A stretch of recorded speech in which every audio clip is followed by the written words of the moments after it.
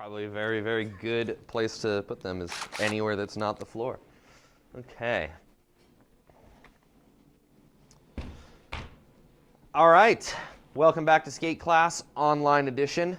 This week we are going to be talking about ramps. My favorite thing about skateboarding is not doing work. So rolling into a quarter pipe and letting gravity do all the heavy lifting is one of my favorite things about skateboarding.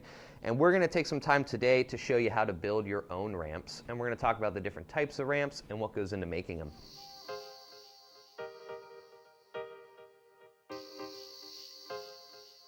So to start things out, I'd like to point out that there are numerous ways to build skate ramps. I'm going to show you guys the way that we build our ramps here at Alchemy. It's by no means the only way to build ramps, and I'd like to point out at the beginning of some of these lessons, there is an insane amount of information, blueprints, video tutorials that all exist on the Google. So if you want to learn more about ramps and you're not sure you know exactly what you're doing, use the internet. That's what it's there for. Look up blueprints, look up schematics, whatever you need.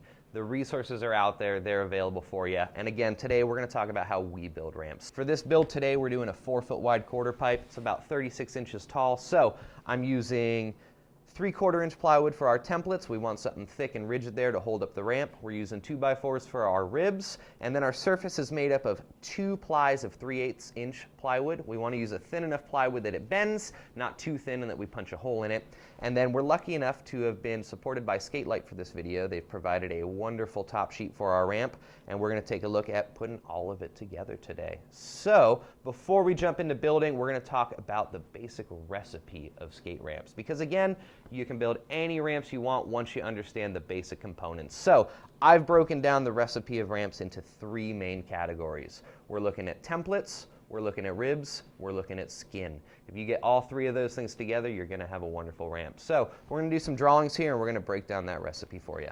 I am lucky enough to have pre-cut templates for our quarter pipes that were already measured and cut out for us by our friend Ryan Spence. So we might come back and make a more in-depth video talking about how we come up with our radius and shape our ramp. Again, use the internet as you need, but for today, we've already got a pre-cut quarter pipe template, so our ramp is going to come together and it's going to look a whole lot better than that.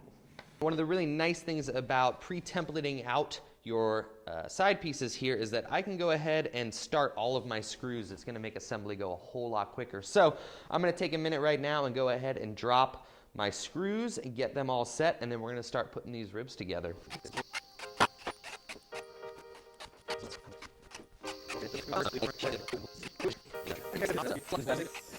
It's time to start building. When I start putting my 2 templates together, I usually start in the back corner because it's the easiest spot to get started. And I'm going to be using a 2x6 here to give us a little added support on the back end of our ramp. And the reason I like to start in my back corner is we want both our rib and our template sitting flat on the ground for this. All right, next up, I like to move from the back corner up to the front of our ramps. And we've got a special little design feature here up front because we're going to be adding metal to transition from the ground onto our ramp. Our very bottom rib here is going to end up all the way on the ground, and we're going to actually want to flush the top side of the 2x4 up with the top of our ramp template here, and we're going to let the bottom edge of that 2x4 sit on the ground. It's going to give us a little bit more structural integrity, and it's going to help keep our ramp nice and centered. So we've got one more beefy 2x6 for the back end. Here at Alchemy, we move our ramps around a lot, and so I like to give them a little added support up here in the top and bottom. It is important when we're putting our ribs into our ramps, especially on wider stuff, we want to make sure we're not setting our 2x4s in this way. We're not going to get a lot of structural integrity. The 2x4 is going to be able to bow. So we're going to put these guys in vertically, and we're going to get a lot more strength out of the 2x4 placed this way than we would if we did it perpendicular.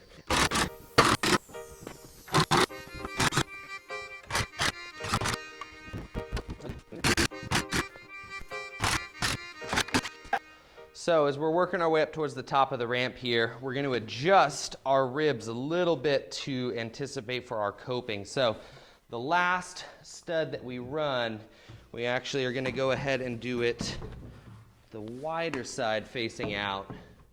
and it's going to create a little bit of a shelf for our coping to sit on. So as we work our way up, we want to make sure that the area right by the lip of the ramp is extra well supported, and that's why we've got this sideways 2x4 up here at the top. So the top here where our coping is going to go, again, we want to make sure there's extra supports up here because it is going to take a lot of wear and tear as we start to skate it. So you'll notice we're creating a little bit of a corner pocket here for our coping to live. All right, last but not least, we're going to run a deck up here, and we want to make sure that we don't have a big soggy deck. So we're actually going to use two 2x4s to support this top section here. And once we get those in, we can go ahead and start sheeting this thing. Brap! Brap!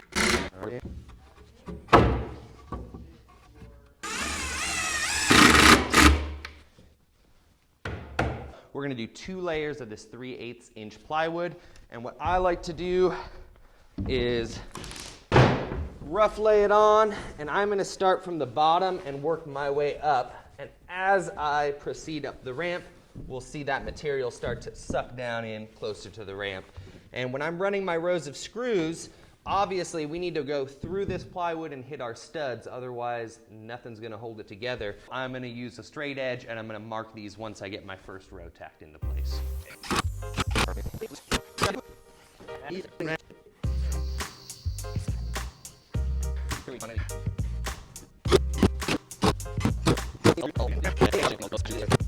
So as I'm working my way up this sheet, you're going to want to resist the temptation to just start punching screws everywhere. You want to pick a spot and work your way up, because as the wood settles, you don't want to trap in any sort of weird warps or air bubbles. So I generally use my center line. I come up and out, and I work my way up that way to make sure that I'm getting good solid contact all the way up as we go. And when we're putting all of these screws into our skins, it's important to make sure that that screw head is sucking all the way down flush with the material. There's nothing worse than building your whole ramp, riding it, and then seeing that one screw head start to poke through all of your hard work. So again, make sure as you're sinking these screws, you want that screw head to sit flush all the way down into the material. I've got a 3-inch bit of scrap here that we're going to use to make up our difference here in between my length. And it's important to note, it's really common that you'll have to piecemeal your ramp together. Just make sure wherever your 2 pieces are meeting that you've got something real beefy to behind it to support the seam.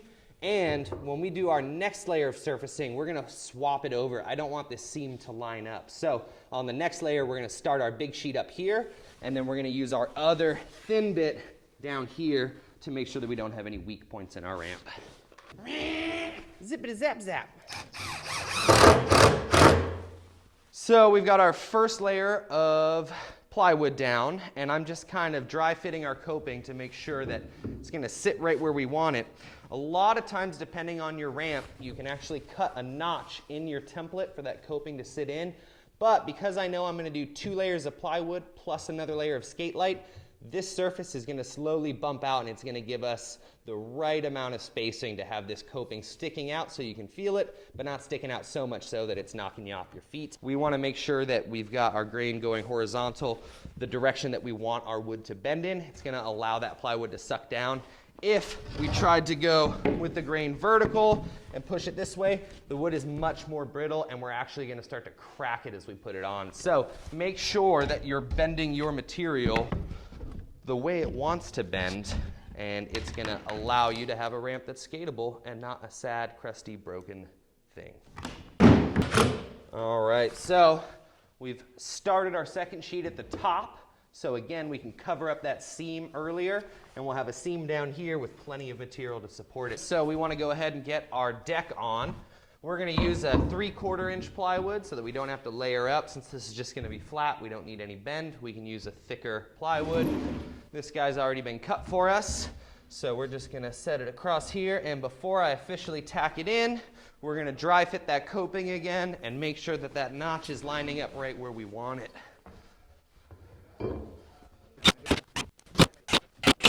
The way in which we get our coping on is we're going to use 2 different drill bits. We're going to use a real small drill bit just about the width of our screw. We're going to punch a hole through the top and bottom of this pipe, and then we're going to use a wider bit so that we can fit the screw head and our drill bit in through the top, and basically we're going to be screwing this piece of coping into this 2x4 support back down in here. To prep our skate light for our ramp, we're going to use a small bit, and we're actually going to pilot everywhere that we're going to put a screw. We're going to go back in after the fact with a larger bit, and we're going to countersink the material. Because it's a composite material, if you don't pilot hole and countersink, you can get some blowout and it can chip out. So if you take a little bit of extra time at this step, you get a beautiful finish that's going to last for years and years and years. We're going to go ahead and get our main skate light sheet for the surface of our ramp all piloted and countersunk. So I've got this lovely little jig right here. It's spaced out exactly where our studs are. So what I can do is come over here to my skate light, and I can use this to draw some nice straight lines, and it'll show me exactly where I want to punch all of my holes.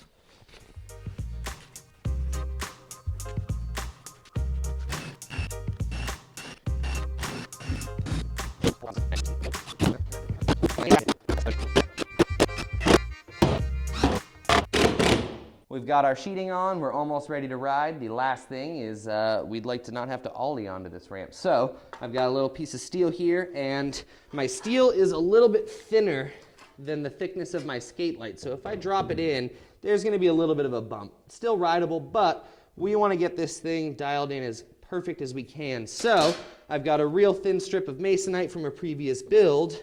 We're gonna lay that down first, and we're gonna screw right through that. And that's going to set our metal perfectly flush with the edge of our skate light. That's how we build a ramp.